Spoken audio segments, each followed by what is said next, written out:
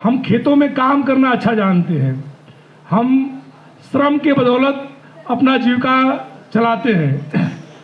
हमारे अंदर वो फितरतबाजी नहीं है, झूठ नहीं है, नफरत नहीं है। तो हम लोग कभी लेखन की तरफ, मीडिया की तरफ या जो साहित्य है उसकी तरफ ज़्यादा उन्मुख नहीं होते हैं। धन्यवाद। आज गणमान्य जनों के बीच में नागरिक दर्पण पत्रिका का जो सम्मेलन है, इसमें हम लोग उपस्थित हुए हैं। जैसा कि हमारे पूर्व वक्ता अपने विचार को रखते हुए वो कह रहे थे कि मीडिया की ताकत क्या है। देखिए, हम लोग इस देश के बहुसंख्यक आबादी हैं, पिछड़े दलित वर्ग से आते हैं और हम खेतों में काम करना अच्छा जानते हैं। हम श्रम के बदौलत अपना जीविका चलाते हैं। हमारे अंदर वो फितरतबाजी नहीं है, झूठ नहीं है, नफरत नहीं है। तो हम लोग कभी लेखन की तरफ, मीडिया की तरफ या जो साहित्य है उसकी तरफ ज़्यादा उन्मुख नहीं होते हैं। लेकिन चूँकि ये समाज, जो भारतीय समाज है, ये उतना सरल नहीं है, ये बहुत जटिल है। चंद लोगों ने इस देश की शासन सत्ता, संसाधन, पेय संसाधनों के अपने द्वारा तैयार किए झूठ और प्रोपेगेंडे के द्वारा हमारे ऊपर काबिज हो गए हैं। हमें सोचना है बहुसंख्यक लोगों को कि इस देश में अपने हक, हिस्से और अपने रोजी रोटी, रोजगार और अपने पीढ़ियों के भविष्य के लिए इस बेहतर मुल्क में हम अपने लिए जगह कैसे बनाएं। तो हमें कई मोर्चों पे उसकी लड़ाई लड़नी पड़ती है। हमारे जो राजनीतिक लोग हैं वो लोग आंदोलनों, धरना, प्रदर्शन, इन तमाम माध्यमों से सैकड़ों सालों से इस देश में लड़ाई लड़ रहे हैं। चाहे वो ज्योतिबा फुले जी रहे हों, डॉक्टर भीमराव अंबेडकर साहब रहे हों, कांसीराम साहब रहे हों, या समाजवादी आंदोलन से निकले हुए तमाम नेता रहे हों, और चाहे वो कांग्रेस पार्टी रही हो।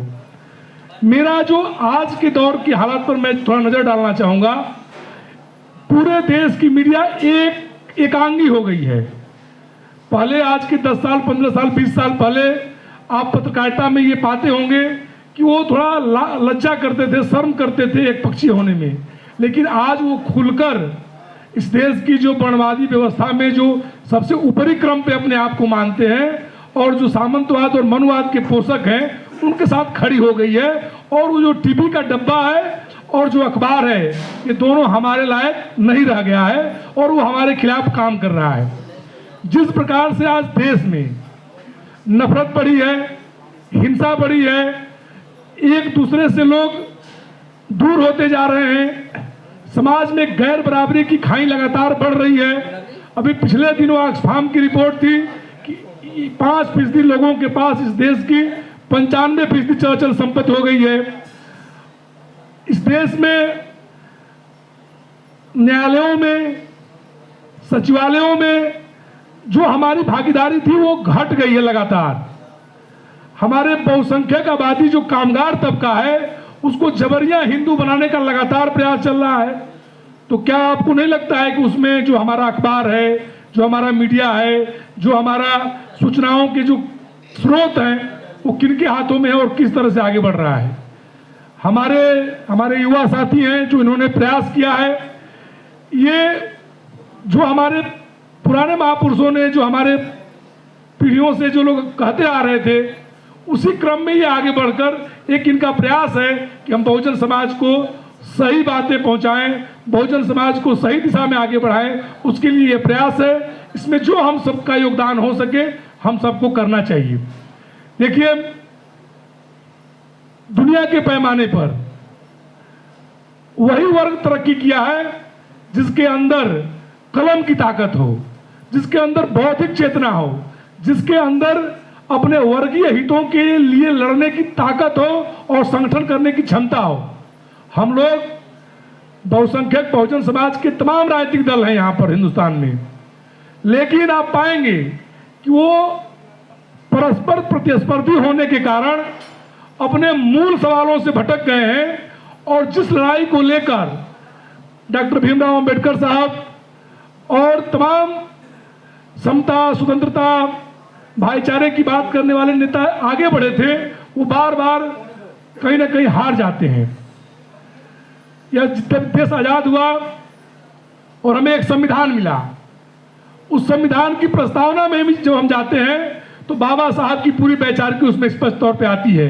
जब वो कहते हैं कि हम भारत के लोग भारत को एक संपूर्ण प्रभुत्व संपन्न पंथ निरपेक्ष समाजवादी राज्य बनाएंगे और सभी वर्गों के सामाजिक, राजनीतिक और आर्थिक न्याय के लिए राज्य काम करेगा।